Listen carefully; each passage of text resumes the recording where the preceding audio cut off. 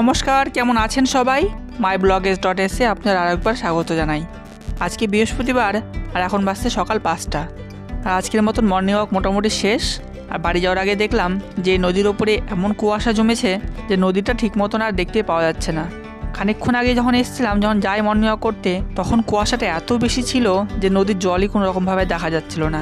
তবে চলেন আস্তে আস্তে বাড়ির দিকে যাই, আর যেতে যেতে আপনার সাথে একটা কথা শেয়ার করি। আমি তখন ক্লাস 10-এ পড়তাম, তো মাধ্যমিক সামনে। তো তখন আমার বন্ধুরা মোটামুটি সবাই মর্নিং ওয়াক যেত।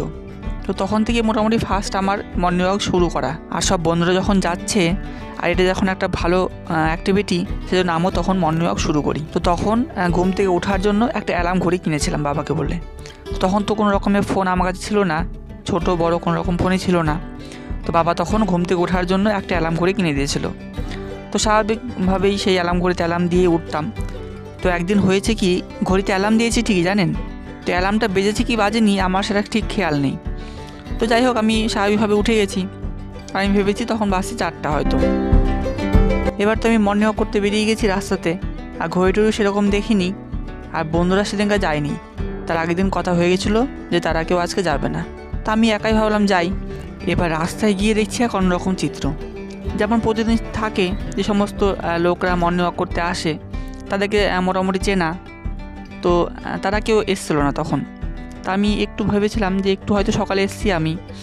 তো তারপরে যখন মর্নিং ওয়াক আমার শেষ হলো, তো তখন দেখছি কোনোভাবে সূর্য আর উঠছে না। মানে তখনও ভোর হয়নি, আর তখনও কোনোভাবে লোকজন বেরোয়নি সেরকম। তো তখনও প্রায় ভোরের প্রথম স্টেজ। তো তখন আমি ভাবলাম যে কতটা সকালে এসেছি, না আমার কাছে তখন ফোন ছিল না, কোনোভাবে আমি টাইম দেখতে পারছিলাম। তো যাই হোক, রীতিমতন বাড়ি আসলাম। যখন বাড়ি আসি তখনও প্রায় সূর্য ওঠেনি। তো স্বাভাবিকভাবে অনেক ভয় সেদিনকে লেগেছিলো আমার। আর বাড়ি এসে যখন আমি ঘড়িটার দিকে দেখছি, তখন তো আমার মাথায় হাত, জানেন। ঘড়িটার দিকে যখন দেখলাম তখন দেখছি ভোর 4টা তখন বাজছে। মানে আমার মর্নিং ওয়াক করতে গেছি আমি 2:30টার দিকে। তো সেই দিনের পরে যখন যেতাম মর্নিং ওয়াক করতে, তো তখন রীতিমতন ঘড়ি দেখেই যেতাম। তো সেই দিন খুব ব্যাড একটা এক্সপিরিয়েন্স ছিল আমার। আর সেদিনকে খুব একটু ভয়ও পেয়ে গেছিলাম। তবে যাই হোক, সেদিনকার এক্সপিরিয়েন্সটা যেমন একটু ব্যাড ছিল, তবে একটু গুড নিউজও ছিল সেদিনকে, জানেন। তার কিছুদিন পরেই বাবা একটা ফোন কিনে দেয় ছোট, তো কথা বলার জন্য, ঘড়ি দেখার জন্য। আর সেটাই ছিল আমার প্রথম ফোন। তবে চলেন, অনেক গল্প করে নিলাম, আর এখন অনেক টাইম হয়ে গেছে, এখন চলে যাব কাজে। আর আজকে সন্ধ্যার সময় যাব প্রোগ্রাম দেখতে। আপনারা সকলেই জানেন যে মালতে রূপম ইসলাম আসবে, তো তাকে সবাই রক নামেই চেনেন। তো তার দুর্দান্ত পারফরমেন্স দেখতে যাব, আর তখন দেখাবো যে লোকের সমাগমটা কেমন ছিল। চলেন, এখন চলে এসেছি দুপুরবেলা বাড়িতে খেতে, আর এখন যাচ্ছি জিমে। জিমটা জানেন তো প্রায় ছাড়াই হয়ে গেছিলো। টাইম সেরকম আর ম্যানেজ করে উঠতে পারছিলাম না, দুবেলায় কাজ, আর কাজ থেকে এসেও খাওয়া দাওয়া করে মনে হয় না যে জিমে যাই। তো যাই হোক, আবার রীতিমতো শুরু করতে হবে, তো একদম বাদ দিলেও চলবে না। আর আপনারা সকলে জানেন যে একটা বডি তৈরি করতে মানুষের কতটা পরিশ্রম, কতটা খাটনি এবং কতটা সময় তার পেছনে ব্যয় করে। তো যাই হোক, আমি সেই সময়টা ব্যয় করেছি 2-1 বছর। তো সেই ব্যয় করার সময়টা কোনোভাবেই যাতে বৃথা না যায় সেটার দিকে একটু লক্ষ্য রাখবো, আর আবার জিমে আসার চেষ্টা করব নিয়মিত। আর এটা আমার একটা বন্ধু তপন। আর জিমে পৌঁছে অনেক দিন পরে করছি, তো সেজন্য একটু হালকা ওয়েট দিয়ে মারবো। আর আজকে মারছিলাম চেস্টের ব্যায়াম। তো একটু ওয়ার্ম আপ করে নিলাম আগে, আর এখন শুরু করেছি চেস্টের ব্যায়ামের ফার্স্ট ব্যায়াম। তো এটা করে নিয়ে, আর 2টো সেট আছে, এটা 2টো সেট মেরে নিয়ে চলে যাবো কাজে। আর কাজ থেকে যখন বিকেলে আসবো, তারপরে যাব মালদা। তো আপনাদেরকে তখন সঙ্গে নেব। আর আপনাদের আমাদের এই ভিডিওগুলো কেমন লাগে সেটা অবশ্যই কমেন্টের মাধ্যমে বলবেন। আর এই দেখেন, তপন আমার থেকেও আগে থেকে করছে, আর ওর বডি ল্যাঙ্গুয়েজ অনেকটা ভালো, আমার থেকে অনেক বেটার। তো যাই হোক, ওই অনেকটা ওয়েট বেশি নিতেও পারে আমার থেকে। তো ওর অনেক বছরের এক্সপিরিয়েন্স আছে, আমার থেকে অনেক 2-1 বছরের বেশি। আমিও আগে যখন নিয়মিত জিমে আসতাম, তখন মোটামুটি আমিও ভালো ওয়েট নিতে পারতাম, কিন্তু মাঝে অনেকটা গ্যাপ হয়ে গেছে। তো সেই জন্য আর আজকে হট করে বেশি ওয়েট নেওয়াটা উচিত না, সেজন্য হালকা ওয়েট দিয়ে মারলাম। তো চলেন, ফার্স্টের স্টেপ শেষ, এখন এটা সেকেন্ড।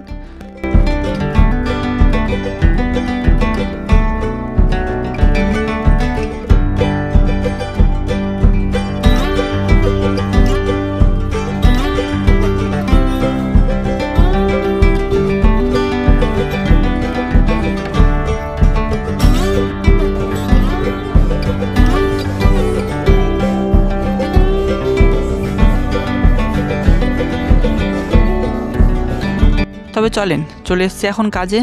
জিম টিম সব কমপ্লিট, আর এখন বাজছে বিকাল 4টা। আর 1-8 ঘন্টায় কাজ আছে, তারপরেই মালদা বেরিয়ে যাব। আর এখন রূপম ইসলামের ভিডিওগুলো আমি দিলাম, তো প্রচণ্ড ভিড় ছিল, ঠিক মতন ভিডিও করতে পারিনি। তো যেটুকু পেরেছি আমি চেষ্টা করেছি।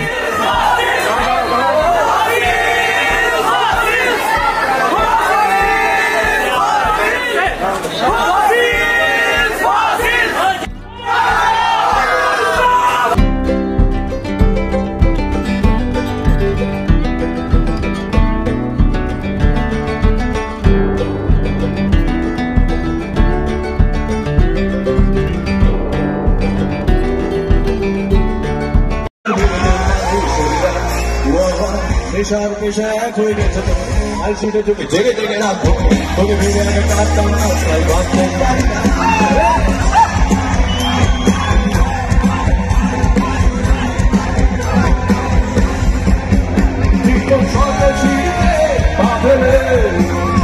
আর তুই উড়বি ভেবেছিস তোদেছিস আর তোর হয়তো জানা নেই দৃষ্টান্ত আছে সামনে একদম শেষে হামলে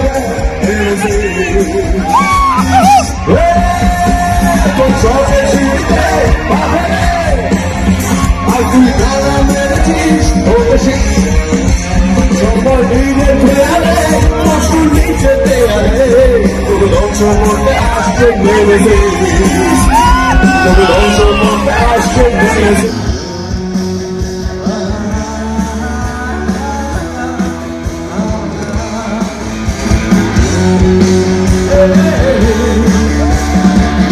যদি কেউ দিতে পারে কবিতা ভাষা টাকা যেন মেরে দিতে দেব না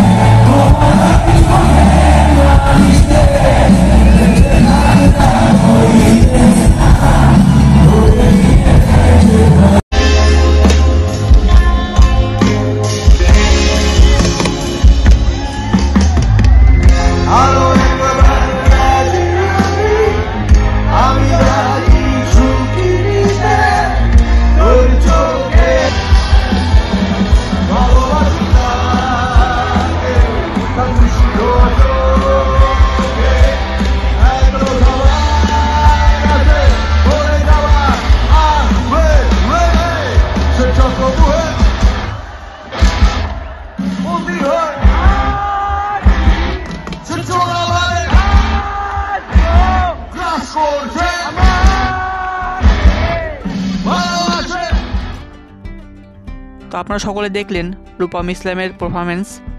তিনি কতখানি ভালো পারফরমেন্স করেন, যার দরুন এত লোক এসেছিল, প্রায় 1,00,000 লোকের ওপরে হবে।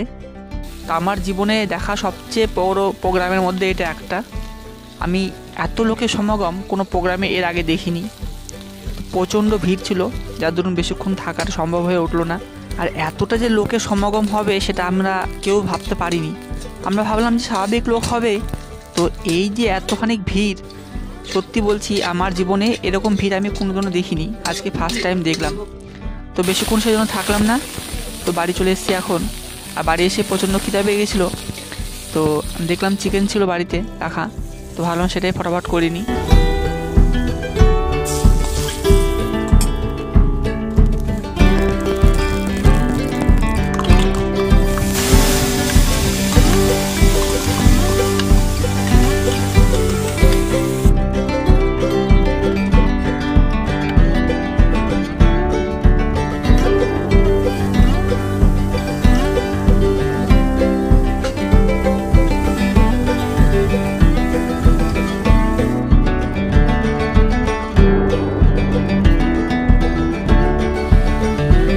তবে চলেন, মাংসটা এখন মোটামুটি কমপ্লিট কষানো।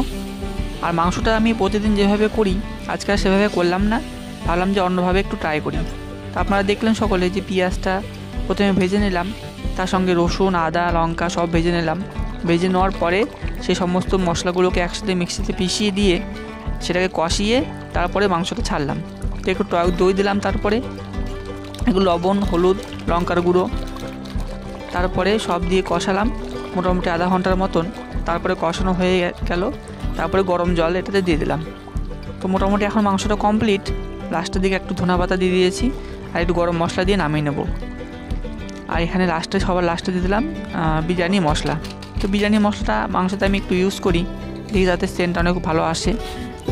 আর এদিকে ভাত আর করবো না আজকে একটু গরম গরম রুটি সেঁকে নেবো কয়টা। তো রুটি দিয়ে মাংস ভালো লাগে শীতের দিনে, ভাত দিয়ে তো ডেলি খাওয়া হয়, সেজন্য আজকে ভাত সেরকম করলাম না। আজকে ভাবলাম যে কটা রুটি করে নিই। আর আপনাদের আমাদের এই ভিডিওগুলো কেমন লাগে সেটা অবশ্যই কমেন্টের মাধ্যমে জানাবেন। যদি ভালো লেগে থাকে তাহলে একটা লাইক দিয়ে চ্যানেলটাকে সাবস্ক্রাইব করে দিবেন।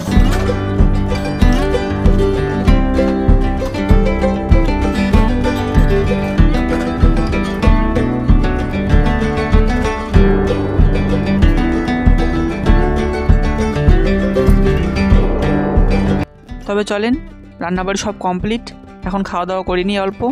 আর আপনারা আমাদের এই ভিডিওগুলো দেখছেন তার জন্য অসংখ্য ধন্যবাদ।